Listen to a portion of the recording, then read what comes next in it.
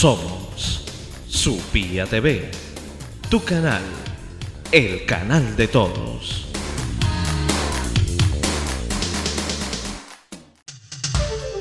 El siguiente programa es apto para toda la familia. No contiene escenas de sexo ni violencia.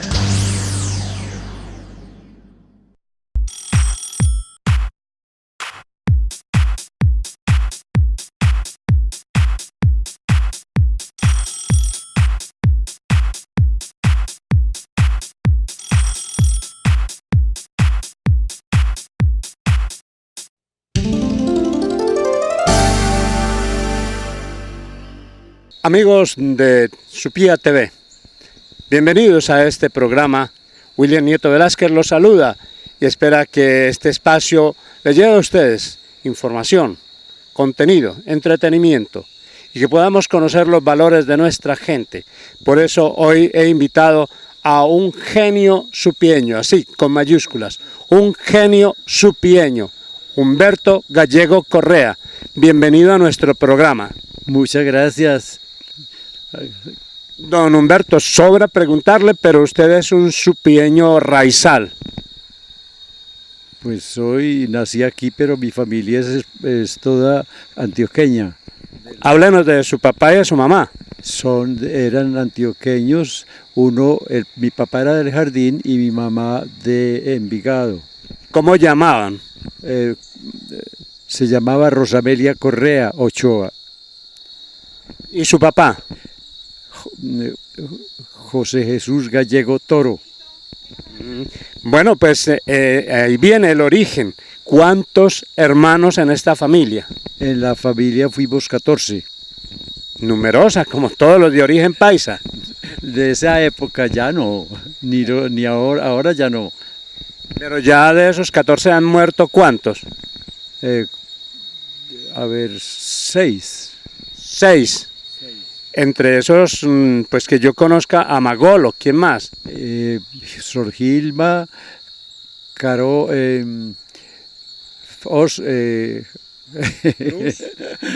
hasta se me olvidó. Es que son Sor Gilma,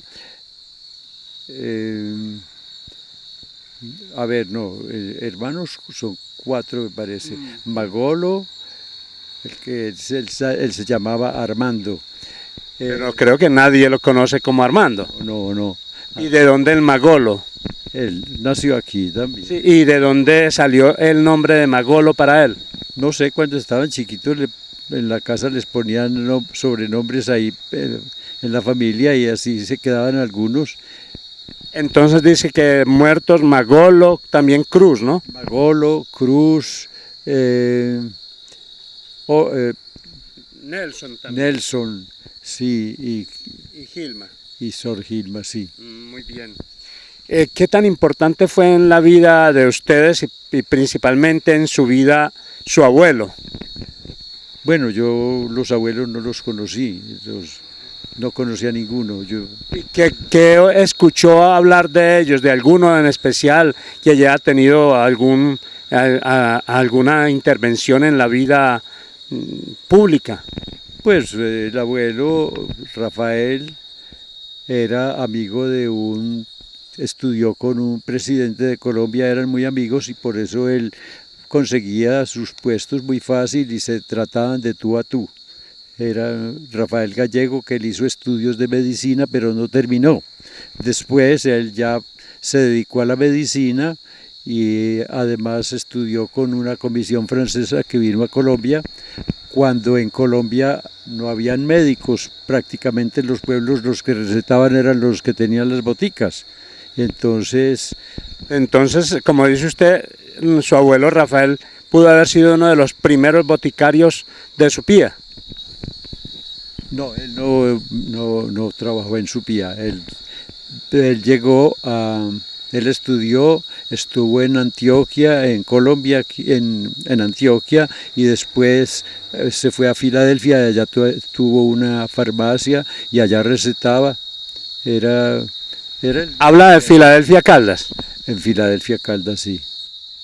Bueno, mire, al fin y al cabo en esta región tuvo la oportunidad la gente de conocer y servirse de los conocimientos de su abuelo. Pues sí, porque mi papá entonces cuando él murió, él heredó la farmacia y él se dedicó a la farmacia más que todo. En esa época, además de boticario, muchos hacían de tinterillos. ¿También le tocó? A él le tocó hacer eso, de trabajo también. Él no estudió nada de eso, pero tenía sus libros y estudiaba te cuenta de él aquí mismo en el pueblo y él llevaba pleitos y todo, le iba bien con eso, le ayudaba, era una ayuda. Era una entrada. Ustedes poco a poco, amables televidentes, van a darse cuenta de por qué en la introducción de mi programa dije que había invitado un genio supieño, Humberto Gallego Correa. Van a irlo descubriendo poco a poco en el transcurso de esta entrevista. Él es un hombre pues sencillo, humilde, pero tiene en su cerebro todo un saber que lo vamos a ir descubriendo poco a poco. Háblenos de su paso por la escuela pública. No, yo estuve nada más hasta sexto año y ni lo terminé. Y entonces... ¿Por qué no lo terminó? ¿Usted tuvo como algún atraconcito ahí con exámenes o qué? Pues yo pensaba irme a estudiar, pero entonces cuando en el último examen, que yo llegué tarde, me dieron la hoja del examen para que hiciera para responder pues las preguntas y entonces resulta que yo respondí las preguntas más fáciles para dejar las últimas y tener el mayor tiempo posible en las preguntas difíciles y entonces a mitad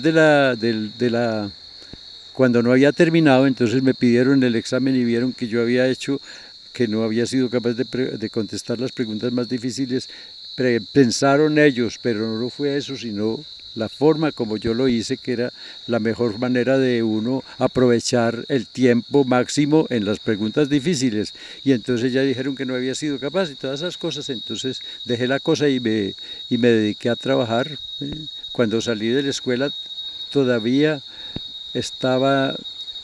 no había terminado cuando yo empecé a trabajar con la compañía minera. Bueno, de eso hablaremos un poco más adelante, porque nuestro invitado guarda allí en el rincón, muy escondido pero muy presente al mismo tiempo, nombres que aparecen con cariño en esta entrevista. Antonio Correa. Don Antonio Correa fue el maestro que yo más quise de los maestros que tuve y éramos como si fuéramos de la familia. ¿Y por qué se hizo querer este maestro? No sé por qué, no sé por qué razón, pero no sabría explicar por qué. Bueno, hay una serie de situaciones, de circunstancias, de momentos, de actividades que van apareciendo en la vida de mi invitado a este programa de Nota en Nota. Vamos a ir mezclando momentos, etapas, situaciones para mostrar facetas de Humberto Gallego Correa, el genio supieño. Usted es un hombre que tiene... No, nada de eso. No dice pues por ahí la palabra que al César lo que es del César y a don Humberto lo que es de don Humberto. Lo que pasa es que yo no es que sea muy inteligente ni nada de esas cosas, sino que no me da pereza hacer las cosas al derecho. Así piensan los genios. Como haya que hacerlas, aunque gaste más tiempo, pero me gusta la perfección, soy muy perfeccionista. Ese es tal vez una ventaja y una desventaja también en ciertas cosas. Pues eso es una marca muy personal de la gente que sale adelante, que triunfa, que tiene ahínco en su trabajo, aquellas personas que le ponen su marca personal y que por sobre todo aquellos que son capaces de decir me gustan las cosas a la perfección y trabajar verdaderamente en lo que atañe a lo que le gusta, a lo que siente pasión. Estamos con Humberto Gallego Correa en nuestro programa de Nota en Nota. Bueno, esta entrevista de verdad es de esas que uno añora, porque como yo he dicho que este programa es esencialmente para mostrar valores, para resaltar lo que las personas son, y quién más que Humberto Gallego Correa es quien me brinda a mí esa satisfacción de poderlo tener en mi programa. Aquí tengo en mi presencia a un restaurador de antigüedades. ¿De dónde nace esa afición o ese talento? No, eso lo hacía yo para mí. De pronto a los amigos les restauraba algunos relojitos o cositas de esas, pero eso no lo tenía yo como trabajo de fondo, pues eso era así, muy superficialmente que lo hacía, pero trataba de hacerlo muy bien hecho, lo que hiciera. Ahora ya no tengo ni tiempo de hacerlo porque tengo otras cosas que hacer que son muy importantes y ya se pasan años sin que pueda yo trabajarle ni a mis propios relojes. Pues una de las cosas que me llamó la atención es que algún día yo oí en donde prácticamente tengo mi residencia, que es Salamina, Caldas, la ciudad luz, que un señor llamado Humberto Gallego Correa de Supía estaba restaurando el reloj de la torre de la Basílica Menor de este municipio, la Inmaculada Concepción. Pues me llamó la atención porque inmediatamente lo identifiqué con este pueblo dulce de Supía. ¿Y cómo aprendió usted a restaurar estos relojes mecánicos?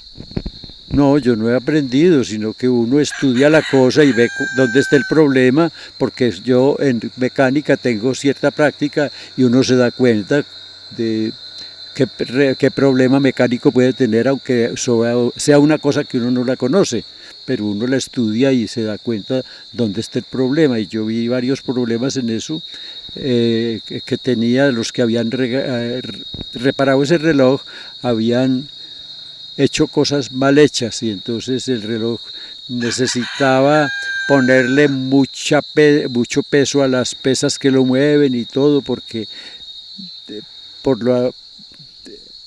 lo que habían hecho antes los que lo habían reparado. Entonces yo traté de hacerlo lo mejor que se podía, mirando la parte mecánica. Aunque uno no la conozca, sabe cómo funciona la cosa. Eso no. Me consta que sigue. No tiene ningún misterio. Me consta que sigue funcionando a la perfección. Su trabajo fue óptimo. Y un hombre apasionado por la música, pero no cualquier música. Usted es un hombre selecto para escuchar música.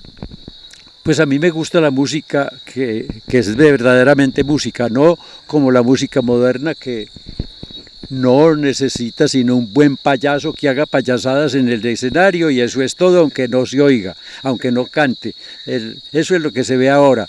A mí esas cosas de la música pum pum y todas esas cosas me fastidia. ¿Le encanta la zarzuela? La zarzuela es buena, algunas zarzuelas son buenas. Yo tenía en mi colección de música, tenía zarzuelas y tenía obras de Beethoven, de música clásica buena, porque ahora la música pues para mí la música ha bajado tanto de calidad que ahora ni se necesitan los equipos que existían en la época de nosotros, que eran equipos de alta fidelidad. Ahora cualquier amplificador que amplifique un sonido, aunque sea distorsionado y todo, sirve, porque ellos no lo usan sino para hacer pum pum y para mostrar payasos ahí haciendo payasadas. Eso para mí no es música. El flamenco y la música española en general ha sido también parte de su pasión. Sí, me ha gustado la música, ese tipo de música, como de los cantantes argentinos, chilenos, aún peruanos y ecuatorianos, que también en la música de esos países hay música típica muy bonita. Y la música mexicana también me gustaba, no toda, pero me gustaba la música mexicana, que cada estilo tiene su como digo yo. Su parte bonita, ¿no? Sí, tiene su interés. Don Humberto, alguien me dijo en estos días, si usted va a entrevistar a don Humberto Gallego, no olvide preguntarle por el deporte. Usted era un excelente jugador de fútbol. No, yo no fui excelente, yo corría detrás de la bola, pero no tenía ni media idea. Y me corría y corría hasta que ya me cansaba y me tiraba en el pasto a descansar. Y entonces se reían los muchachos de mí, entonces me pusieron en la portería y ahí sí que fue peor. Muy bien. Volví a jugar fútbol. Ajá, bueno, muy bien. Miren, un hombre con estas cualidades, con estas virtudes, con estas bondades, con estos valores, no le quedó realmente mucho tiempo de jugar. Eso fueron pasatiempos ahí, porque sus entretenimientos eran otros. ¿Cuáles eran realmente sus juguetes?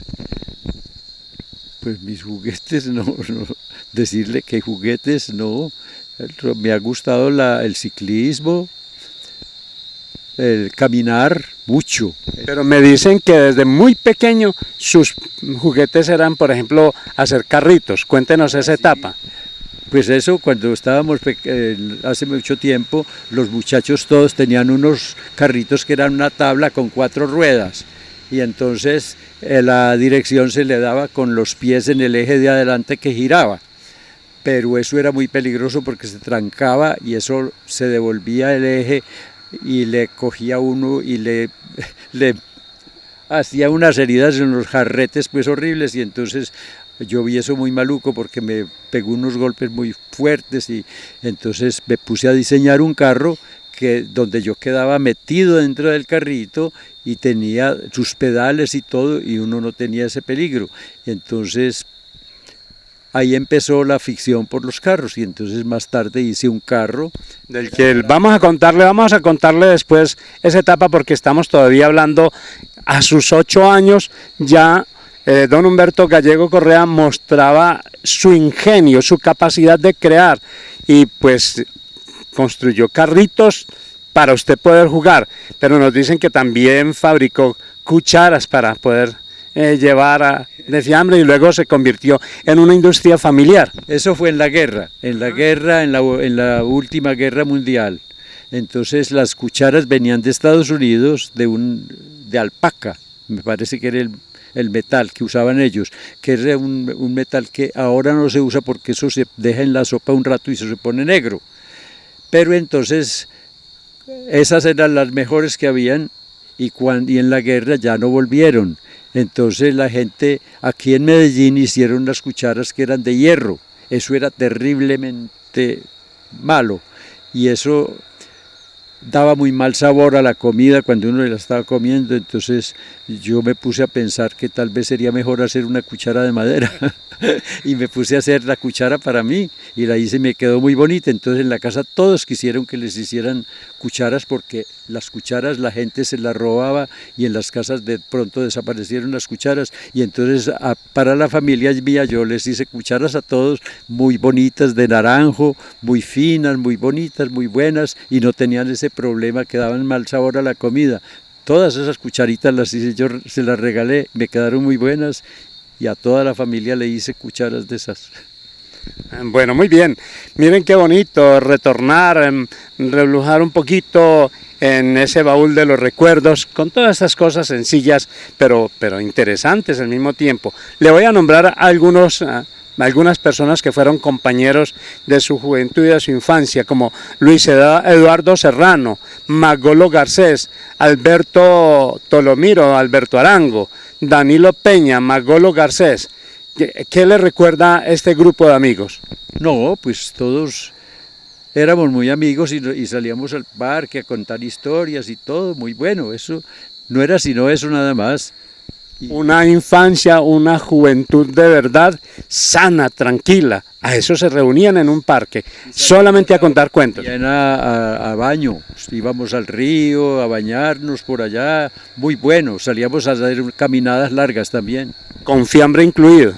Algunas veces. Bueno, muy bien. Volvamos, yo voy de una etapa a otra, porque es que el diálogo con usted es fluido y variado. Volvámonos a los 14 años, porque usted comenzó a trabajar en la draga. ¿Qué era la draga para quienes no sabemos qué es eso? La draga era una draga de verdad, lo que son las dragas verdaderamente, que son como un barco que tiene casco y flota. Entonces la draga está trabajando siempre flotando y sostenida por unos cables que la corren para los lados, hacia el frente o en fin, y eso trabaja con energía eléctrica y entonces adelante va un cable que lo van corriendo a medida que la draga va avanzando, y es lo que llaman una cadena de baldes, que son unas cucharas grandísimas que forman una cadena, y esa cadena baja hasta la peña y saca las piedras de todos los tamaños, y hay unos screen, que es la palabra inglesa de eso, así se conocía como screen, y eso traía esas piedras y las separaba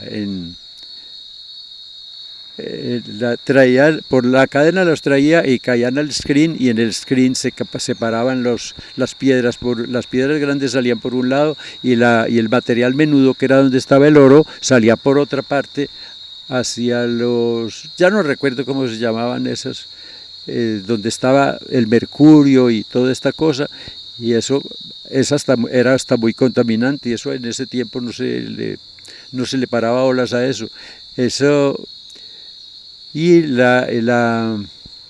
ahí quedaba el oro, y eso lo llevaban a Medellín a la fundición, allá lo fundían y daban la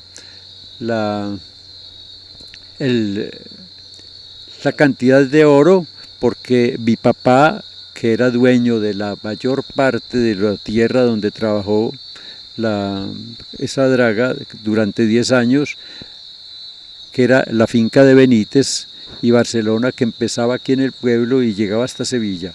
Esa era la finca de nosotros, era todo este plan.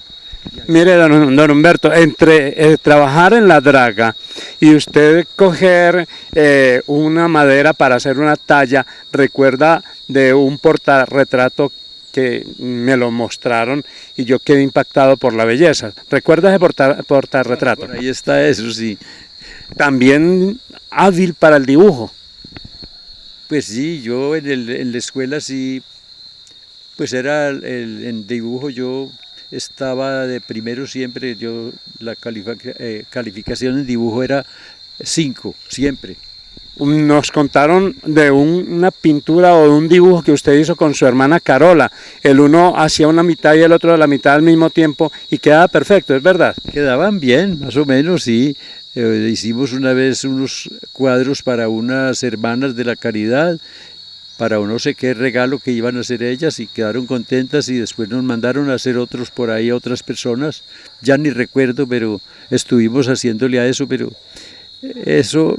No sé, yo no me dediqué a eso, me llamaba más la atención la cuestión mecánica. Pues nuestro amigo fundó un taller de mecánica donde fabricó los primeros pines. Esos pines fueron a dar lejos, ¿no? Los pines, sí, yo fui el primer fabricante de pines en Colombia, y esas máquinas todavía siguen trabajando y todavía son las únicas máquinas que hay en Colombia que yo sepa para hacer pines, porque habían otros pines, pero eran muy distintos, no el tipo de pin que yo hacía, y eso se fabricaba en todos los tamaños, y eso lo exportaban sin que yo lo supiera. Yo despachaba para Bogotá, y en estos días, hace poco, me llamó un amigo, me contó que él estaba en Perú, y fue a comprar unos pines, y preguntó a dónde eran esos pines, y le dijeron: estos pines son hechos por una familia gallego de Supía en Colombia. Pues bien, miren, realmente el primer fabricante de pines de Colombia, aquí lo tienen, exportando para otros. Y lo mejor, le tocó hacer los planos para hacer la maquinaria con que hacía los pines, porque no daban con eso aquí en Colombia. Sí, yo mandé a hacer a un señor en Medellín que era especializado en hacer máquinas, pero no pudo hacer la máquina que yo le pedí. Yo le pedí una máquina automática, y entonces me dio una máquina que era para alimentar a mano, y ni se podía siquiera alimentar a mano porque se trancaba. Eso era un problema, y era imposible trabajar con eso. Entonces me devolvió la plata, y yo me puse a hacer la máquina, y me demoré por ahí un año haciéndola. Don Humberto, usted también fabricó guardiolas, secadoras de café, varias de estas cosas que la gente a lo mejor no conoce y sobre todo esta nueva generación. Sí, las secadoras rotativas de café, que lo que llaman Guardiola, porque en España una compañía de José Guardiola era el que comercializaba eso en España, pero eran máquinas con muchos defectos, máquinas que consumían demasiado combustible. Una máquina de esas se demoraba por ahí 3 días para hacer la seca de café y haciendo una seca de 60 arrobas se gastaba 50 galones de ACPM. Eso era aterrador. Entonces yo me puse a perfeccionarla y entonces hice un intercambiador de flujos opuestos y bajé de 50 galones a 12. Pues resulta que eso que usted fabricó resultó siendo mucho mejor en calidad que las que venían del exterior, lo mismo que fabricó batidoras para panadería. También fabriqué batidoras y fumigadoras también para los cafetales, cuando trajeron la roya, que eso fue traído, porque ellos primero hicieron los contactos y después resultó por aquí en el centro del país donde no tenía por qué llegar la roya, llegó a las partes donde había más café, a Supía la trajeron. Eso se dice, eso se sabe que sucedió porque ya tenían todo. Usted sabe que hay corrupción en todo. Bueno, y también fue fabricante de mallas, muy conocido aquí en Supía por fabricar estas mallas. Pero estos pocos minutos que me quedan, yo quiero que hablemos de la fábrica, ahora sí, de los carros en que usted sacó pecho, mostrando que era invención suya. El carro, el automóvil chiquitico que dice que era un SAG, la marca era SAG. Ese carro lo hice yo, lo diseñé y lo dibujé primero hice los diseños y después me puse a hacerlo y me salió todo muy bien. Entonces yo pensaba hacer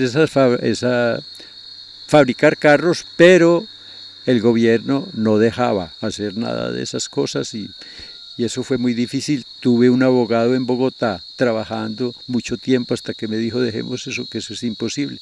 En Colombia no dejaban hacer cosas que ya estaban comercializadas aquí, no sé por qué motivo. Por ejemplo, un amigo mío quiso hacer pianos, tenía todo solucionado, todos sus problemas, y no lo dejaron hacer planos. A mí también me sucedió con lo de los carros, no me dejaron hacer los carros. Eso sería para usted una frustración. Pues sí, de cierta manera, porque yo había podido hacer otros negocios que me dieran platica y estuve trabajando mucho tiempo en eso sin hacer nada y antes gastando plata.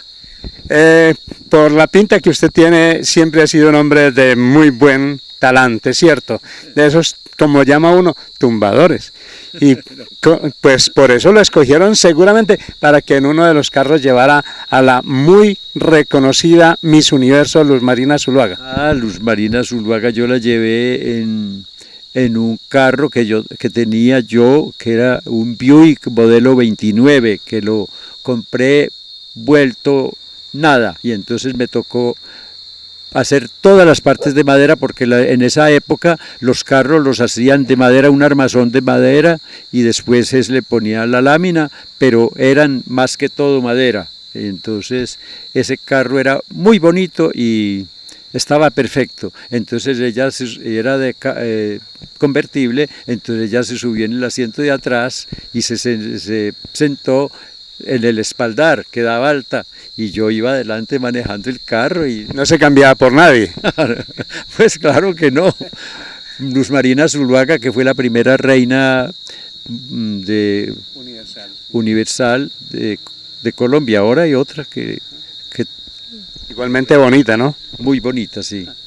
Bueno, aquí en su casa, con sus 2 hijas, con su esposa, hemos pasado un rato muy especial. ¿Cómo se llaman sus 2 hijas?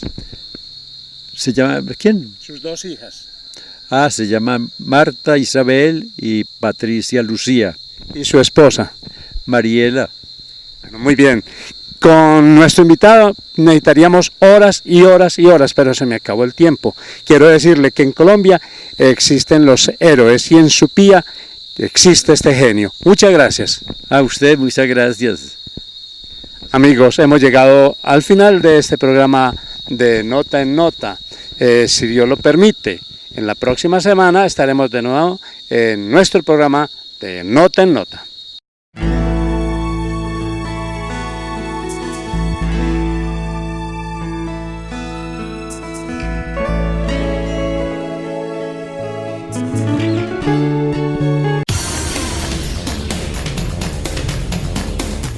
Somos Supía TV, tu canal, el canal de todos.